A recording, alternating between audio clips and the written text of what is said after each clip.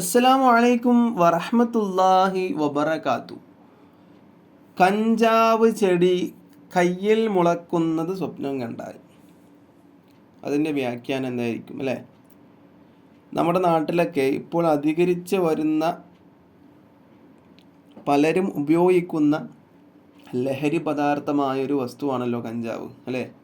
പല കുട്ടികളും ചെറിയ ചെറിയ കുട്ടികളടക്കം 8ാം ക്ലാസ്സിൽ പഠിക്കുന്ന, 9ാം ക്ലാസ്സിൽ പഠിക്കുന്ന, 10ാം ക്ലാസ്സിൽ പഠിക്കുന്ന കുട്ടികളടക്കം ഇതിൻ്റെ അഡിക്റ്റാണ്. ഇവർ അറിവില്ലാത്ത പ്രശ്നങ്ങളൊന്നും ഇവരിലില്ല. മദ്രസയിൽ നിന്ന് പഠിക്കുന്നവരുണ്ട്, അതായത് ലഹരി പദാർത്ഥങ്ങൾ ഉപയോഗിക്കരുത്, ഇന്നതൊക്കെയാണ് ലഹരി പദാർത്ഥങ്ങൾ എന്നൊക്കെ മദ്രസയിൽ നിന്ന് പഠിക്കുന്നുണ്ട്, അറിവും കാര്യങ്ങളൊക്കെ ഉണ്ട്. പക്ഷേ ഇവർ കൂട്ടുകാരെന്ന് വെച്ച് കൂടിയിട്ട്, കൂട്ടുകാരെങ്ങനെയാണ് സിനിമകളിലൊക്കെ അതിനെ പ്രോത്സാഹിപ്പിക്കുന്ന സിനിമകളാണല്ലോ ഇപ്പോൾ ഇറങ്ങുന്നത് അല്ലേ?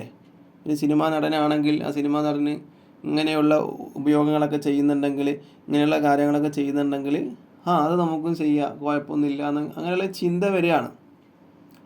മാതാപിതാക്കൾ ശ്രദ്ധിക്കുന്നില്ല. മാതാപിതാക്കൾ കുട്ടികൾക്കൊക്കെ ഫോൺ കൊടുത്ത് രാത്രിയാണ് കുട്ടികൾ കയറി വരുന്നത്, കുട്ടികൾ എവിടെയാണ് പോകുന്നത്, എന്തൊക്കെയാണ് ചെയ്യുന്നത്, ഒന്നും അധികം മാതാപിതാക്കളും ഇപ്പോൾ ശ്രദ്ധിക്കുന്നില്ല. അങ്ങനെ ശ്രദ്ധിക്കാതിരുന്നാൽ അതിൻ്റെ ഭവിഷ്യത്തുകൾ മാതാപിതാക്കൾ തന്നെ സഹിക്കേണ്ടി വരും.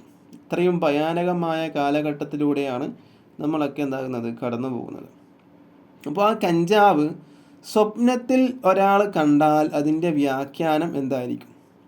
ഇതിൻ്റെ വ്യാഖ്യാനം നല്ലൊരു വ്യാഖ്യാനം തന്നെയാണ്. കഞ്ചാവാണെങ്കിലും ഹറാമായൊരു വസ്തുവാണെങ്കിലും ഉപയോഗിക്കാൻ പറ്റാത്ത ലഹരി പദാർത്ഥമാണെങ്കിലും ഇതിൻ്റെ വ്യാഖ്യാനം നല്ലത് തന്നെയാണ്.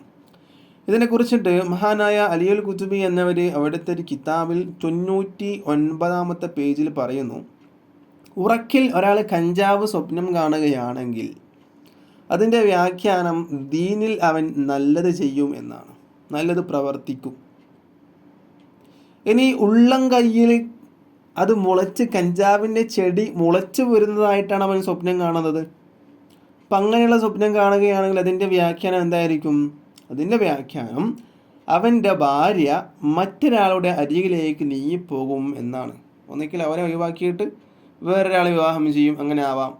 അല്ലെങ്കിൽ അവനുള്ള സമയത്ത് തന്നെ മറ്റൊരാളുമായിട്ട് അവിഹിതം അങ്ങനെയും ആവാം എന്നാണ് ഇതിലൂടെ നമുക്ക് മനസ്സിലാക്കി തരുന്നത്. അല്ലാഹു സുബ്ഹാനഹു തആല അങ്ങനെയുള്ള അവസ്ഥകളെ തൊട്ടൊക്കെ നമ്മയും നമ്മുടെ ഭാര്യമാരെയൊക്കെ കാത്ത് രക്ഷിക്കട്ടെ.